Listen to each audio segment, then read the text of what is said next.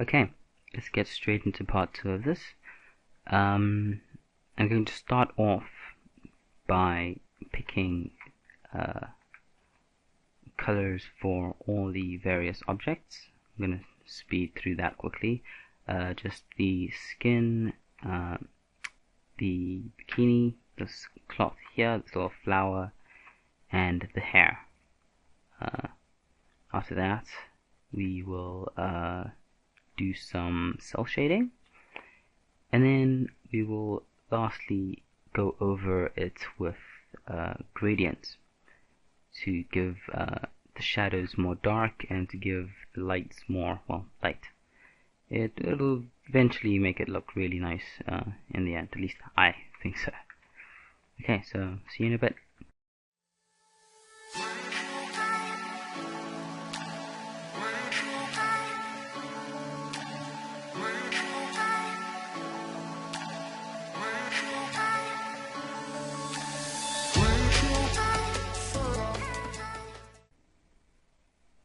Okay, welcome back.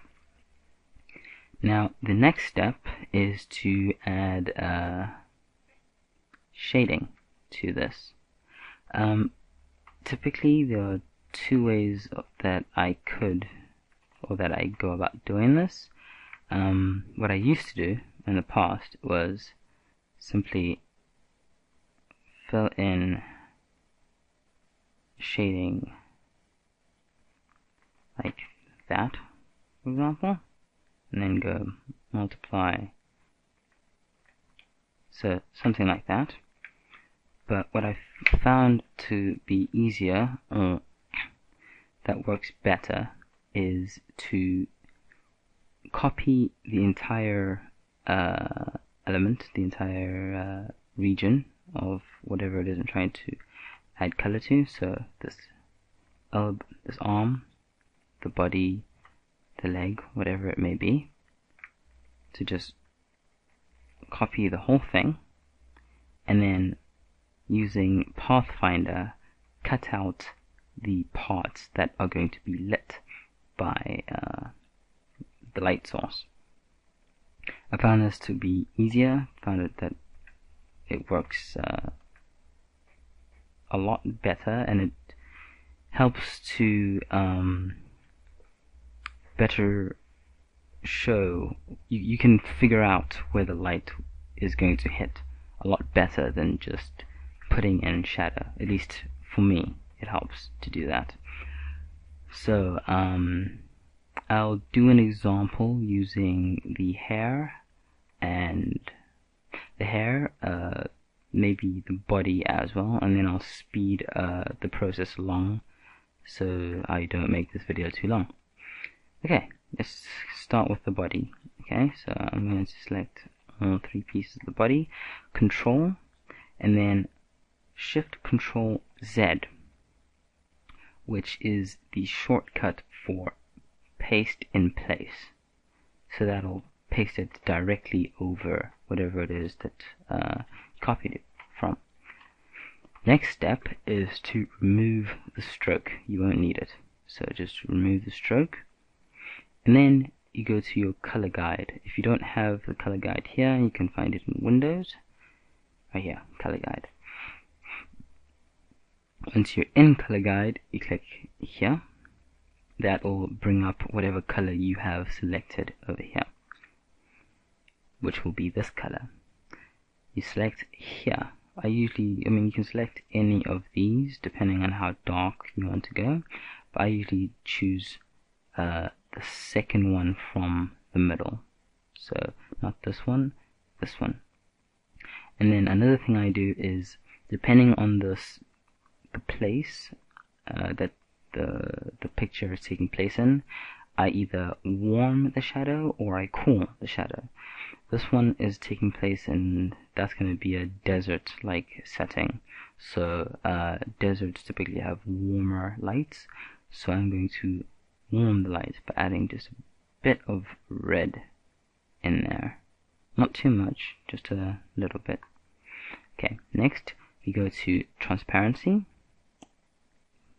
hit multiply, and then drop the opacity to about 70%. 50% works well too, but considering that this is a desert setting, I want very high contrast between the lighting and the dark to show how bright it is outside. So 80% could probably work too. Yeah, I'm gonna go 80.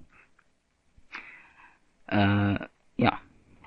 So now I have the entire thing shadowed, and then I can cut out the light. Again, we're going to be using layer thing that I was talking about in the last video, where this shadow here, you can see that it's going into the head, but by arranging it and sending it backwards using this shortcut, Control and the square brackets key,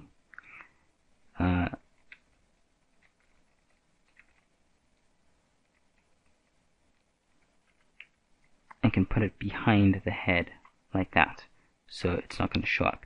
Same thing with the hair here, and anywhere where the shadow is here where you don't want it to be, these layers will still be on top of the shadow, so it won't be a problem. You won't need to cut it out or anything. Okay, next I'm going to do the hair as well. So select, copy, paste here, paste in place, then color guide, click here to select your color, choose the third option from the middle, or the third option from the start here,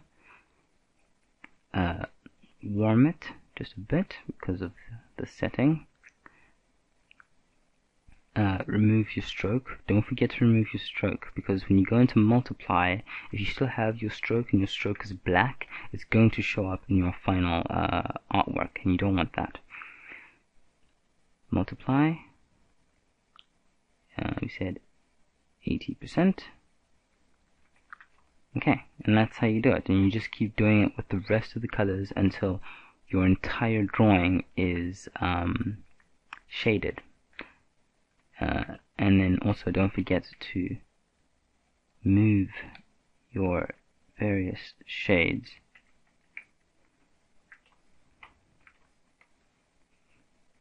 into place, back and forth, arrange them so that they are behind anything that they go behind. Okay, so I'm going to do the bikini and this cloth here, and I'm going to speed up the rest of the drawing. I actually just realized I hadn't drawn this part here, which is supposed to be this yellow cloth flowing this way, so I'm going to do that as well, and I will see you in a bit.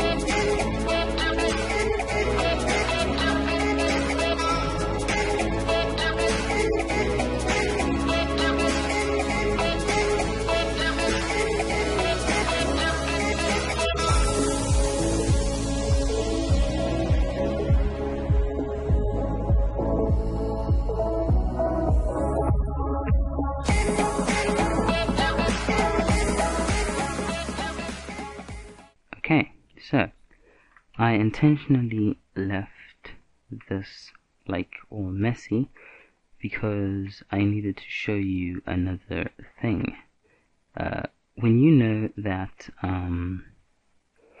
something you do, that two elements, two pieces are going to be on about the same layer, or one on top of the other, like very close, like for example this cloth here, you won't necessarily have to keep these two apart. In fact, you could, but it would be easier. See, this is 4 different elements. It would be a lot easier to have them all as just one big shadow and then work with it like that. So what you do is you select all 4 of them, you come to Pathfinder. Again, if you don't have Pathfinder, you can find it here in your Windows tab. So yeah, you select all 4, you go to Pathfinder, you use this one here, Unite, very first one, and it'll make one big shadow. Then you take that shadow and all you have to do is place it beneath this flower. Now of course, if it was for example the skin and this, it wouldn't work, because if you take it too far, you see it's still above the skin technically. This is still above the skin, but now it's underneath this, so it doesn't work. But for something that is of the same layer, it typically works pretty nicely. I could have done the same thing for here, these 2 elements, these 2 parts here, and made this into one big shadow, but I just chose not to. I did the same thing with this here, this strap, because it's technically 2 separate elements, but I united the shadow into one because it would be a lot easier, it's a lot more convenient to do. Okay, so we have all of our shadows laid in. So now it's time to add the light. I use, again, 0.25 stroke, black, or registration in this case, which is darker than your standard black, and no fill to make, so we have just the line work. I usually make a circle somewhere on the artboard, just so that I can have an easy way to make this selection again, because what we're going to do here is we're going to be using the Pathfinder to minus front, or yeah, to subtract the light. So like this, for example, where you make this circle, you select the circle and your shade, use this, and it makes that. But now the thing is, when it does that, over here, you see, it's done this. It's changed this setting to the skin color, or the shade, more specifically. And rather than going all the way back and doing this all over again, it's a lot easier to just select this. And then you have it just like that. Illustrator typically almost always, this setting here, these settings here, will almost always be whatever you picked last, whatever you were working on last. So if you're working on this last, it'll be this color. If you're working on that last, it'll be that color. So it's always nice to have just a little circle here, or a line, or anything, just to quickly select the to have the settings that you want up here. Okay, so let's start putting in some light. So on the face here, if our light is coming from this side and more towards us, but yeah, to this side going down like that, then her face would be lit up over here. You'd have a little shadow running around down here where the afro is getting in the way of the lighting.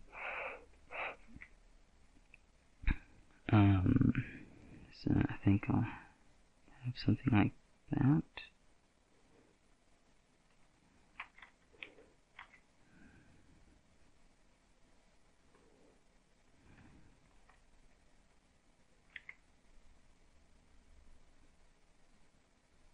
Yeah. Yeah. That's about how the light would shine on her face.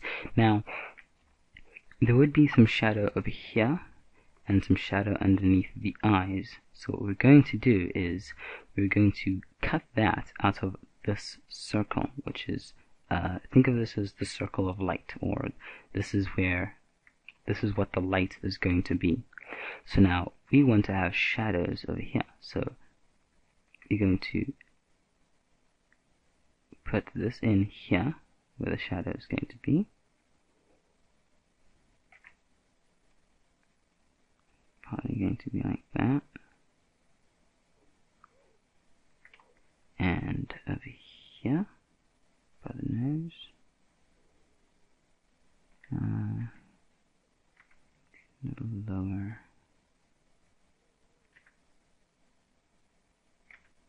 Some cast light over there.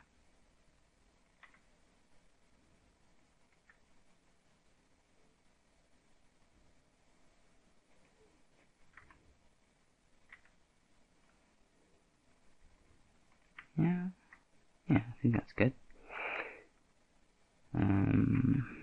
Yeah. So now what we're going to do is we're going to select that and this bubble of light, and we're going to cut that out. We're going to cut these shapes out of this. So that's what it looks like. Now, I'm going to do this with the entire body before I cut all this entire shape here before I cut it all out. But just to show you, kind of give you a preview of what it'll look like, you select this bubble of light, and the shadow here that we've made. Use minus front, and that's what it looks like. Which is, yeah, it's not bad. It's not bad. I actually just realized her skin is a lot lighter than I had intended for it to be. So I might change that. I'm going to change that quickly. Skin's a lot lighter than I thought it would be.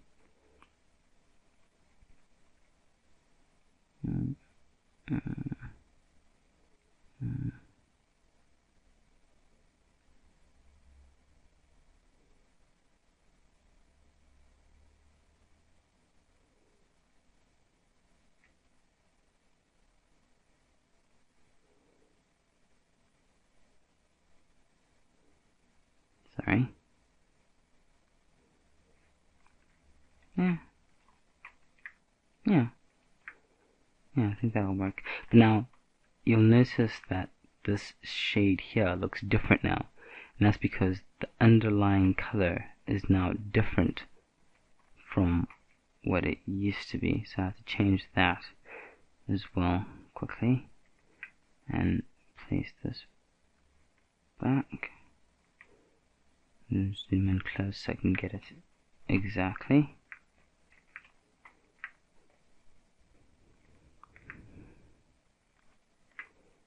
There we go. Quickly fix that. You saw it live. Okay, so another thing to note is when you cut out like this, whatever you've cut, so this shadow will come to the front. So it'll go above every other layer. So you're going to have to select it and push it back once again when you're done, which is why I typically find it easier to just circle out all of the light that you're going to put in before you cut, like I did over here. It's just it saves a lot more time than cutting out, then arranging it, then cutting out, then arranging it, then cutting out, then arranging it again and again and again. So I'm just going to quickly redo this one.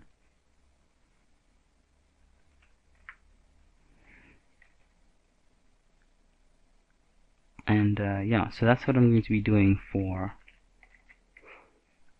all of these shadows. All of these shadows here is cutting out the light by making these bubbles for lack of a better term, using these bubbles of light wherever the light would form. Doing that using the Pathfinder tool and cutting it out like that. Okay? So again, I'm going to speed up this process because it does take a while. Yeah, but then after that we're going to be doing the line coloring and then finishing it off with gradients. So yeah, I'll be back in a bit.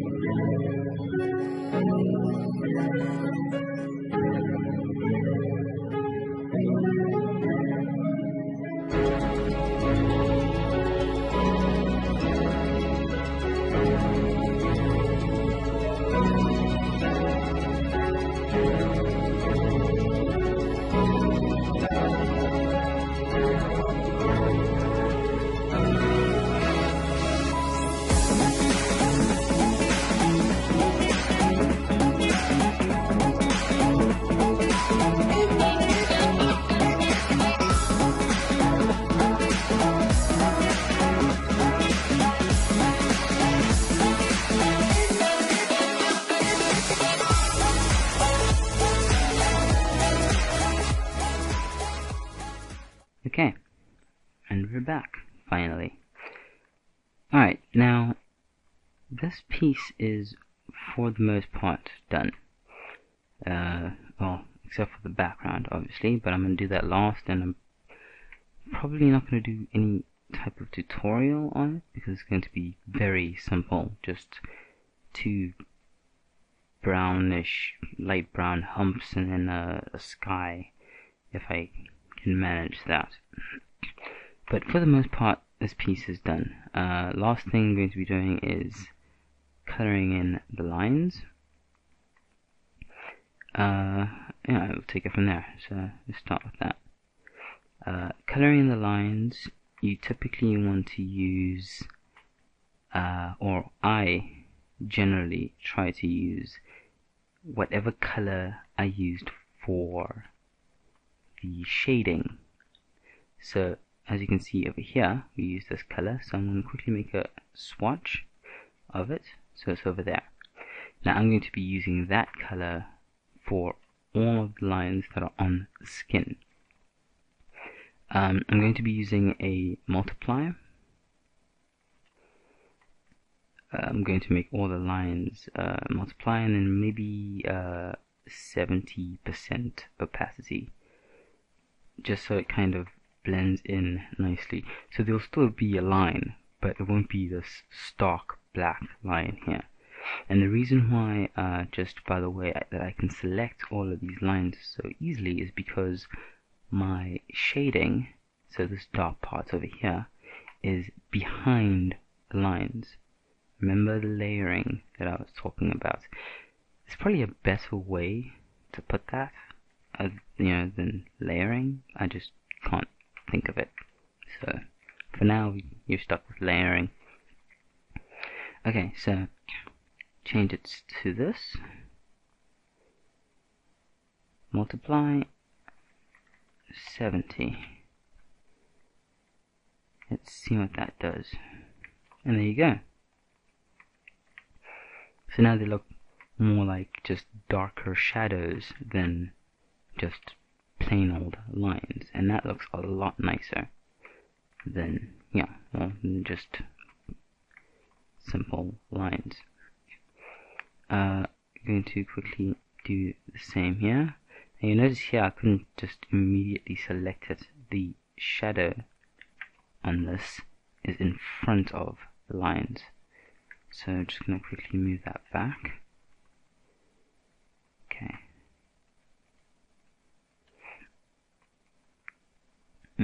Quickly make a swatch for this. Swatch. Multiply 70. Yeah, that looks good. And finally, over here, this yellow. Again, make the swatch. Select the lines. I usually, this line here is an inner line, but it's a different element. So it's constructed using an outer line, and I usually just leave the outer lines as they are, black, because they're outer lines. It's not as big a deal. And that's also why I typically use dot 0.25 in my stroke there, because then it makes the lines really thin, so they're not as noticeable.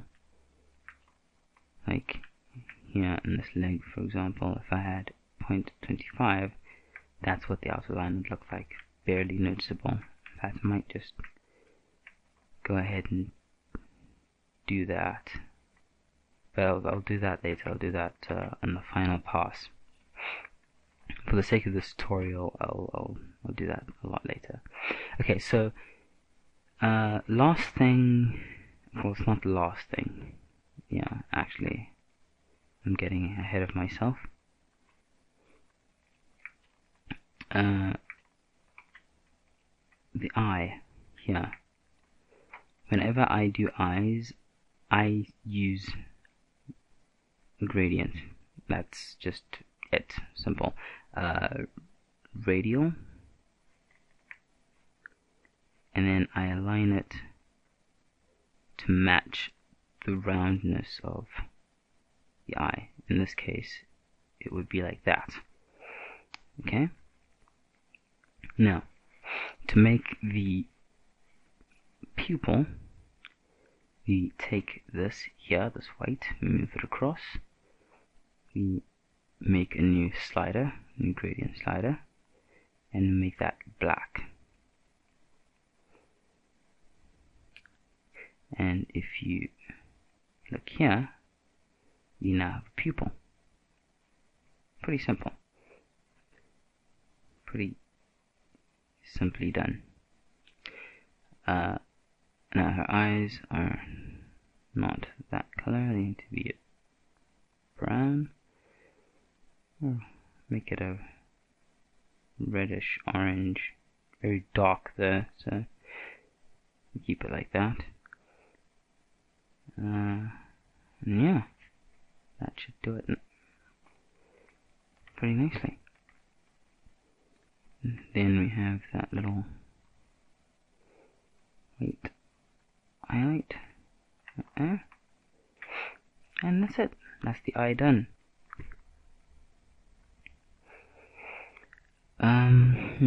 What else is there? A little bit of, yeah, I think that's it. Now, you can stop here.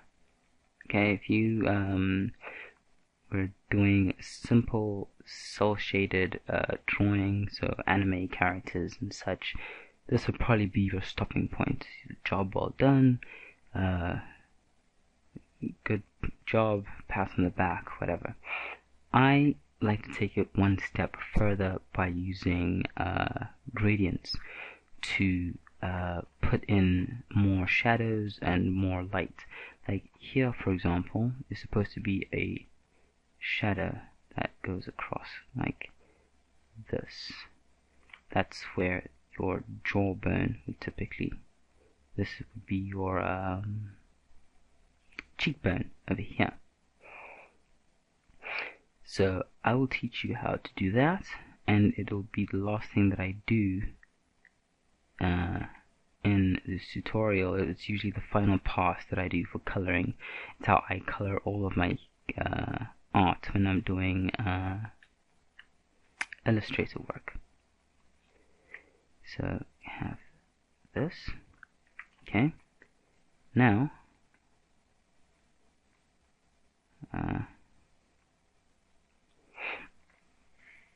you want to have one of your colors be the local color. So the skin color, make a swatch right here. The darkest color, the shadow, this here. We already have a swatch here from when you were doing all the line work. So when we go to the gradient, remove any stroke from it, select the skin color here, and you select the dark color, the shadow color. Okay, now we're making a shadow here, very light shadow. So what we're going to do is we're going to select the default skin color, this color here, over here, and you're going to reduce the opacity all the way to 0. Okay, so now we only have the dark color, this color here. Then we're going to multiply and set it to 50. Now this part here with the gradient has to be very subtle, because if you don't do it subtly, it's going to stick out. And there are some people who do that intentionally. I don't really like doing it like that. I don't like the way it looks, but something like that. But now you can see this is really sharp, and it doesn't look very nice to me. So I like doing it very subtly. So I'll either lower the opacity again, or I'll move the gradient up and along so that the color variation between these two is very light. Now the next step, to make sure that this line really isn't that sharp, because we don't want the line to be that sharp, is to use feather. We go to effects, you go to stylize, feather, and I'm going to click preview so you can see what it does here. And as you can see, it makes it a lot softer here. So if you click OK, now instead of a sharp line there, we have this soft corner. I'm actually going to feather it a bit more. There we go. Now, if it's too subtle, of course you can bump it up again. But I think I like where it is. Maybe I'll put up to 70-ish. But I like that. That's nice.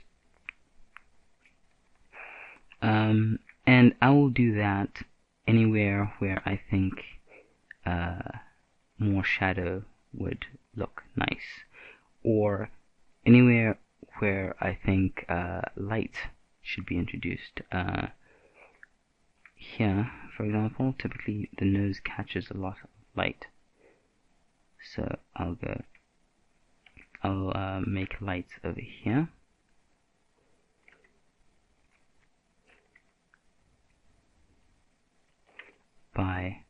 It's pretty much the same process as before, where I'll use a gradient, but now because it's light, instead of the shadow being, as you can see here from the previous gradient that we did, this is your local color, but its opacity is at 0. What we're going to do is set that to 100 and set the darker one to 0. And then over here, instead of multiplying, we're going to say screen. And this is what it'll look like. Now, we're going to put the lightest color shade right on, the brightness right on the tip of the nose, so it'll look like that. And again, if it's too sharp, we'll apply a small light feather. And there we go. So now I'm going to do that with the rest of the piece, up here, down here, a little bit on the arms, the legs, anywhere where it would catch more light than the rest of the body. I'll do a bit here in the hair as well, and maybe here and on the yellow, but that'll probably be the very last thing, and then we'll be done for the tutorial. Okay, so see you in a bit.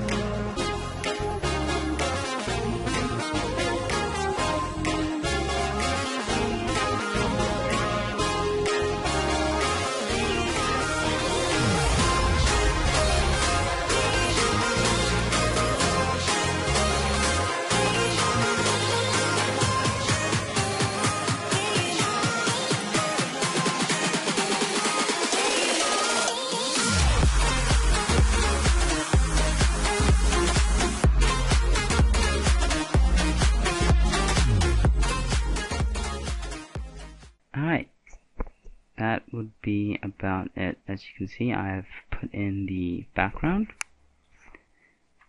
and this picture is pretty much finished. Just wanna reduce that bit. Yeah, that'll do for this piece. I hope you enjoyed my first ever tutorial. It was very nerve-wracking to make. And if there's anything you did not understand, please leave it below in the comments. I will try to answer it, and if it's something pretty big, maybe I'll make another tutorial on it. And as I said in the last video, if there's anything specific that you would like me to do a tutorial on, please leave that in the comments as well. Yeah, so that's it. Thank you very much for watching, and I'll see you next time. Bye.